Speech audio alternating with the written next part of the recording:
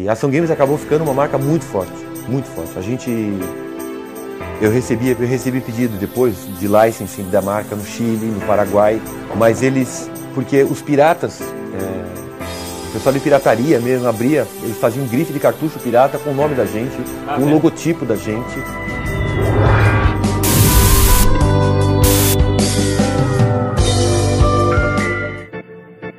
Foi em 1990, eu era repórter de uma revista especializada em telecomunicações e informática, e eu conheci o Marcelo Duarte, que por sua vez era diretor de redação de uma revista nova da Abril chamada Semana em Ação. Era uma revista semanal voltada para o público jovem, então tinha automobilismo, tinha esporte, tinha entretenimento, tinha mulher pelada e tinha games, porque os games estavam virando uma febre. E o Marcelo me convidou para fazer um especial sobre videogames, já que os videogames realmente estavam assim em ebulição, estava todo mundo atrás de informação e não tinha. E ele falou, vamos fazer uma revista, só um especial de videogames. E ele me convidou, porque como eu estava em informática, então havia uma chance de eu entender alguma coisa sobre aquilo. Eu não sabia nada sobre videogames, mas eu fui atrás. Em maio de 92, vai nascer a revista Ação Games, na Editora Azul, que era subsidiária da Editora Abril, com a Regina Gianetti chefiando a revista. A Regina fazia um pouco antes a revista A Semana em Ação, que era uma revista que nascia do núcleo da Placar, na Editora Abril, e que continha games. Eu não sei exatamente se houve uma Semana em Ação Games só com esse nome, mas elas já lançam a revista com o título já registrado no INPE, que era Ação Games, em maio de 92. E em julho daquele ano eu fui convidado para ir lá ser editor da revista junto com ela. Ela era diretora de redação, ou editora-chefe, e eu fui para ser editor executivo. A revista tinha um formato grande, ela era fora do padrão, para ser atraente, para ficar mais colorida. Era quinzenal, o que era um problema para os concorrentes. E pegava um público muito amplo, pegava desde o leitor de 7, 8 até o leitor de 18. Na verdade, a gente chegou a ter leitor de 60 e tantos anos de idade. E era um negócio inteiramente novo. Naquele momento, acho que todos nós fazíamos revista mais ou menos sem ter feito revista antes, sem saber direito como fazia. Era eu, uma secretária, a Érica, uma diretora de arte, a Daisy. Tinha mais alguém dando suporte, um freela para fazer a paginação e tal, e só, né? E aí eu convidava meninos para jogar, os garotos, né? Os pilotos, como a gente chamava, de videogame. Porque eu não podia jogar, né? Imagina, né? Eu não tinha... Os games foram evoluindo muito e eu comecei a ficar para trás, porque eu não tinha rapidez, agilidade, nem tempo. Porque no começo até que eu joguei, para aqueles especiais até que eu joguei. Mas depois já não foi mais possível. Então começaram a entrar os meninos, os pilotos. E os pilotos nos conectaram com locadoras. E aí a coisa foi movimentando. E a revista foi muito bem. O que era ser um piloto? Eu ia, jogava, desvendava todos os mistérios dos jogos e tudo mais, e um redator ia e escrevia. Ficava do lado lá, como é que faz assim? Como é que faz assado? Como é que mata o chefe? Coisa e tal. Então, sempre tinha uma pessoa que na época era jornalista, né, para poder escrever.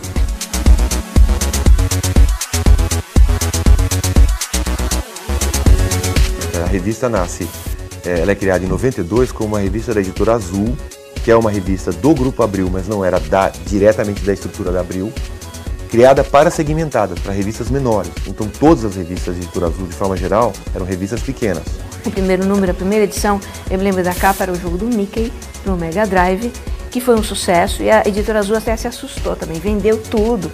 Então, assim, tinha havia uma demanda reprimida por informação, tinha uma grande falta de informação no mercado, e a Ação Games, junto com as outras revistas que surgiram nessa época, começaram a suprir essa carência, já que não havia internet. Então, quando as revistas saíram na banca, é que a molecada ia lá comprar para saber o que estava acontecendo, quais eram os lançamentos, o que tinha de novo, quais eram as dicas, como jogar. Eram as revistas que davam essa informação. Como é que as coisas chegavam aqui, né? É quase como falar no tempo das caravelas e tudo era correspondência por navio. Você imagina fazer uma revista que falava de tecnologia, mas sem tecnologia alguma. A gente dependia principalmente de duas revistas, né? Da Game Pro nos Estados Unidos e da Electronic Game Monthly, que é a EGM, as duas americanas. Essas revistas eram revistas que nos atualizavam. as nossas fontes inspiradoras do exterior, a EGM. Ação Games nunca teve nenhuma parceria com revista internacional, né? Então a gente se sentia, digamos assim, em desvantagem em relação a isso, porque a revista da Nova Cultural, que veio a se tornar a Super Game Power, porque primeiro você teve a Super Game, depois você teve a Game Power, depois você teve a Super Game Power, que foram as duas unidas numa revista só. Eles passaram a ter essa parceria com a Game Pro dos Estados Unidos, então eles tinham acesso ao material todo pronto, de preview de jogos, antecipação dos lançamentos com imagem, até imagem de tela de jogo, né? Na época não havia automação, não havia computador. Eu escrevia em máquina de escrever, mecânica, né? Fazia matérias em laudas de papel. E o processo de montagem, de produção da revista era um processo que a gente chamava um processo de pestape e fotolito, né, que eram tecnologias antigas. Hoje acho que ninguém mais sabe, isso é peça de museu, mas você imagina, as páginas de revista, elas passavam por um processo assim, nada com computador, e as páginas de revista eram montadas em grandes cartolinas, que a gente chamava de diagramas, e montava as tiras de texto que vinha de uma composição e tal. Então assim, não era feito no computador como agora. Colaboradores da revista Ação Games se tornaram, que começaram escrevendo para a revista, acabaram se tornando colaboradores efetivos da revista, né? A gente teve caso de jogo que só o leitor conseguiu terminar, nós não conseguimos terminar, e publicamos com o nome dele que ele havia conseguido, jogos que ninguém sabe conseguia acabar, na verdade. E havia uma pressão muito grande para terminar os jogos num tempo viável, para publicar o que a gente chamava de jogo detonado ou debulhado, que era o jogo até o fim.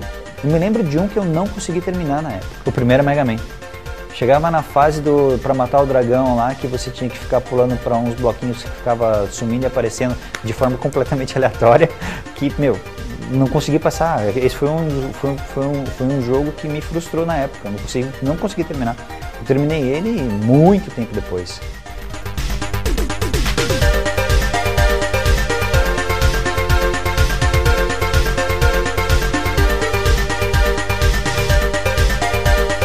Os pilotos iam lá, jogavam na minha sala. E para a gente tirar fotografia, precisava escurecer a sala. Então eu mandei fazer umas cortinas pretas para pôr em volta da sala. Bom, parecia assim a tenda dos milagres, né? Então eu estava lá trabalhando, estava redigindo, estava escrevendo, tinha moleque ali jogando e pai, não sei o quê. E o fotógrafo? Imagina o seguinte, você tem que terminar um jogo que você não faz a menor ideia de como é a fase lá da frente, porque diferente de hoje, que a gente tem internet, tem o FAQ, tem isso e aquilo, não tinha. Alguma coisa em algumas revistas japonesas, alguma coisa em algumas revistas americanas, mas dificilmente você pegava um que chamava de detonado na época. Você não tinha acesso a isso. Imagina o fotógrafo acompanhando os jogos. Bom, a gente gravava em videocassete. O piloto ia lá, jogava e tudo era gravado em videocassete. Depois a gente pegava aquelas imagens do videocassete e congelava nos momentos em que dava o tirinho, em que fazia o salto, em que acontecia a cena, a manobra que a gente precisava mostrar. Eu fazia principalmente a sessão de dicas, que hoje em dia já nem vale tanto a pena, porque hoje em dia você vai jogar um jogo, o cara não está interessado em quem produziu, quem fez a música, como é que é isso, a história do personagem, coisa e tal. O moleque quer lá ligar o videogame e sair detonando. Agora, além das revistas norte-americanas, nós tínhamos um fiel colaborador, que é o Anjo Lixi, que é uma grande pessoa, e hoje ele é um brasileiro muito respeitado no Japão, ele já tem livros publicados lá, né? Ele é professor de nível superior lá. E o Anjo Lixi, então, todo mês fazia um farmel e mandava pra gente uma pilha grande de revistas do Japão, as que ele conseguia lá. Outras eram uma rotina minha ir para a Liberdade comprar revistas japonesas.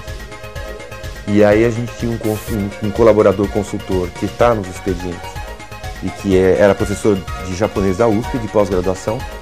Então ele sentava comigo e a gente lia as revistas. Depois ele sentava comigo e a gente triava o que estava na revista para ver o que era importante, o que não era importante e o que estava acontecendo no Japão. Porque antes da internet, se já era difícil conseguir algo nos Estados Unidos, do Japão então era muito difícil. A EGM, por exemplo, que era uma revista assim, que quando chegava na redação, era uma briga. Quem é que ia ver a revista primeiro? Porque ali estavam as grandes novidades. A gente tinha ainda um tempo de atraso entre o lançamento nos Estados Unidos e a chegada daquele game no Brasil. né? E a internet ainda era muito pequenininha, era muito pouco, tinha pouca informação, ninguém tinha essa preocupação. Então você tinha que passar ali horas e horas e horas jogando, às vezes 1, 2, 3, até uma semana jogando o mesmo jogo, até simplesmente descobrir tudo o que era possível nele. A revista chegava pra gente e antes, nas bancas brasileiras, nós não tínhamos assinatura, antes da própria data de circulação nos Estados Unidos. E ela então trazia com uma antecedência muito grande o que a gente chama de preview, que é a antecipação dos jogos, em imagens e em informações. Então era quase como ter internet, digamos assim.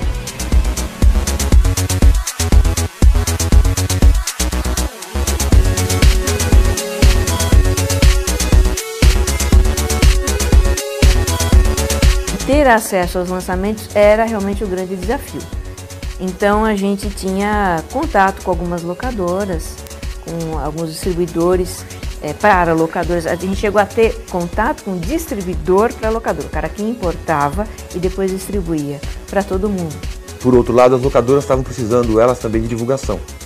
Então o esquema que foi usado por Ação Games durante muito tempo, e eu imagino que também pelos concorrentes, mas não posso falar por eles, é uma parceria entre a revista e uma ou mais locadoras para conseguir esses jogos emprestados em troca de uma permuta de anúncio. Com o tempo, nós fomos encontrando locadoras que tinham acesso a lançamentos mais rapidamente, porque tinham fornecedores ou importadores, enfim, elas conseguiam ter acesso aos cartuchos na época, né? Não existia nem, no começo, o Mega Drive já, depois, mais pra frente, a Sony já tinha o CD, mas no começo era cartucho, parecia uma caixinha de remédio, né? Que espetava assim, encaixava no console e aparecia o jogo. Então isso tudo eram coisas que tinham que ser transportadas com correio e tal. As distribuidoras às vezes levavam vantagem.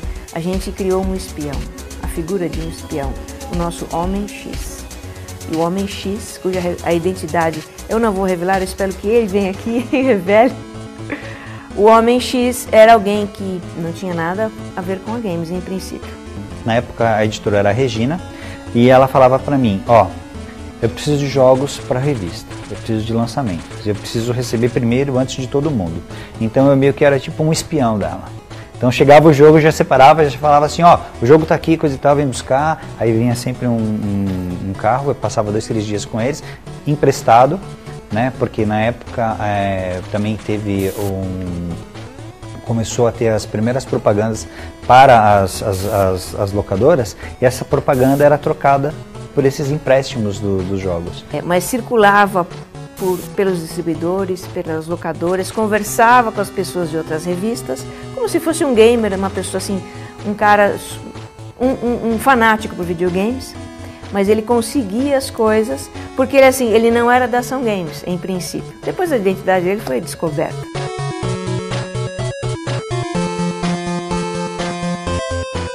Pra gente era mais sério do que, por exemplo, pra Super Game ou pra Game Power ou pra Super Game Power, porque a nossa era quinzenal, então a gente tinha que ter uma velocidade maior. Era muito gostoso, por exemplo, ter a meninada na redação, né? Os pilotos, então, eram garotos. Ter crianças numa editora não é uma coisa normal, não é uma coisa... E, de repente, tinha, assim, uma enchente deles. Em 1999, a Editora Abril decide incorporar a Editora Azul, e aí sim, nesse período posterior, que é o período de 99 até 2001, eu tenho a impressão que é quando a Ação Games deixa de circular, a revista teve que começar a acompanhar os padrões da Editora Abril. Os padrões da Editora Abril são mais elevados para tudo, para venda, para publicidade, para aquilo que a gente chama de tripé de publicações, que é número de assinantes, assinaturas de publicidade, número de compradores diretos, assinantes e publicidade. A gente não imaginava que em algum momento as revistas teriam a concorrência de outros meios de informação, como a internet. Então é claro que é muito mais fácil, rápido, ágil, barato você buscar informação na internet. É um período em que a Ação Games se revolve muito com uma nova publicação e os leitores sentiram isso. Então é um período que vai sair mais edições especiais de jogos específicos, de gêneros de jogos. A gente fez especiais de luta, a gente fez especiais de um único jogo, como foi praticamente os 4 Mortal Kombat daquela época. O primeiro, o Mortal Kombat 2, o 3 e o Ultimate Mortal Kombat 3. A gente fez mais especiais só dicas. A gente lançou coleções de desenhos animados japoneses inéditos no Brasil, em VHS, inéditos em locadora, alguns até em cinema. Já um pouco era essa tentativa de ser uma grande revista de circulação e de resultado.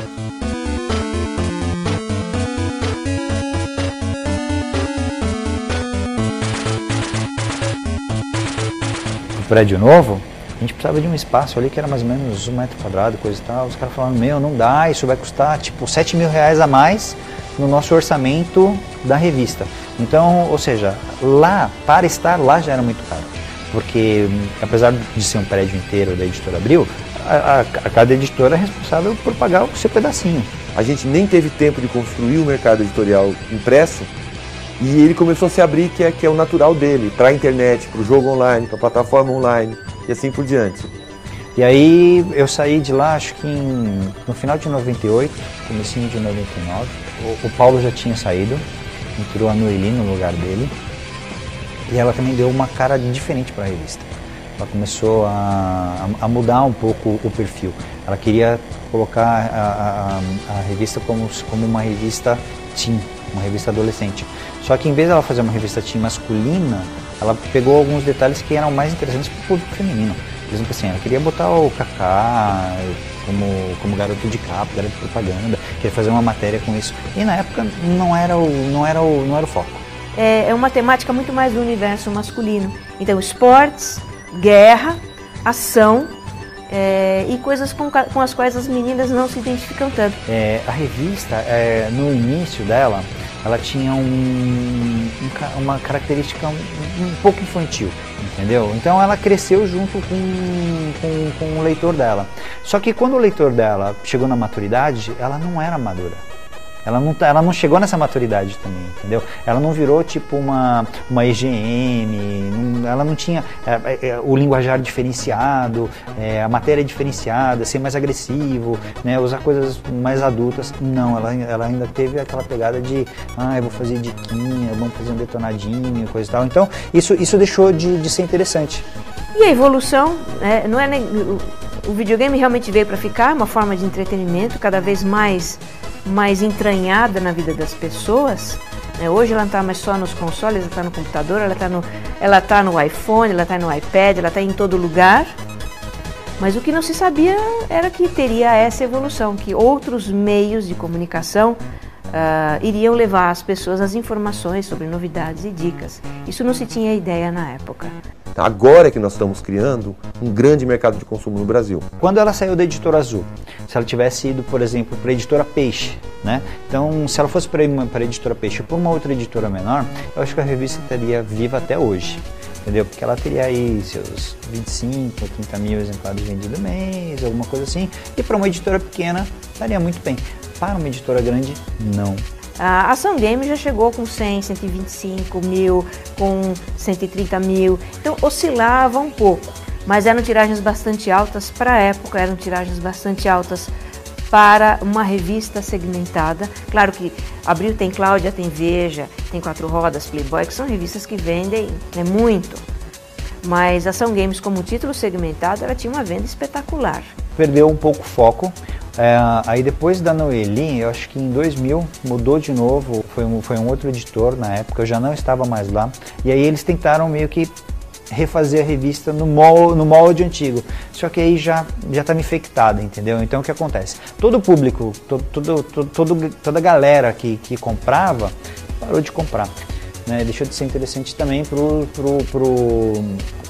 leitor mais velho.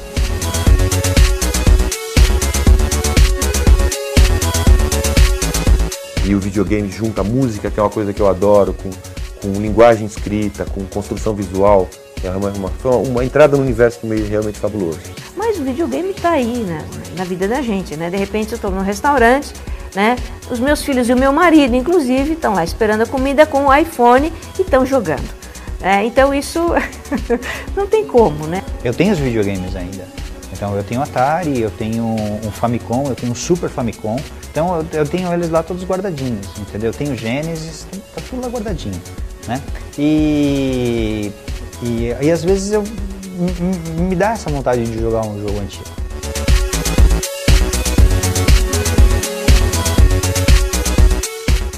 O mais apaixonante em fazer uma revista de videogame é a paixão do público pelo que você faz. Eu nunca trabalhei com um público tão apaixonado. Um público muito apaixonado. Um público que morre pela publicação, por você, pela revista. É uma tribo mesmo, né? Eu adorava Ação Games. Milhares, talvez milhões de adultos hoje que leram Ação Games, que foram nossos leitores, que eram os nossos pilotos, que participavam da revista naquele tempo. E para mim foi um período muito gratificante da minha vida, de eu poder me dedicar para um jornalismo que é um jornalismo mais apaixonado e não um jornalismo de problemas, um jornalismo de questões sérias. Foi um jornalismo feito com... Foi um período muito gostoso, de 8 anos de descontração, digamos assim, que eu pude trabalhar um jornalismo de serviço, de uma coisa muito prazerosa, e desencanar um pouco do resto, sabe? Ficar sabendo do mundo pelos outros jornalistas e não necessariamente por algo que eu tenho escrito. Ação Games entrou nas casas, Ação Games foi assunto das conversas dos garotos, né? Ação Games era essa coisa querida e super esperada. Foi um grande desafio, mas ao mesmo tempo era uma coisa assim desbravadora. Como fazer uma boa revista de videogames? A gente foi inventando, né? E eu não fiz nada sozinha. Os leitores ajudavam a fazer games. As pessoas que estavam lá na redação, todo mundo participava muito e essa participação, essa interatividade, realmente é uma coisa que dá saudades.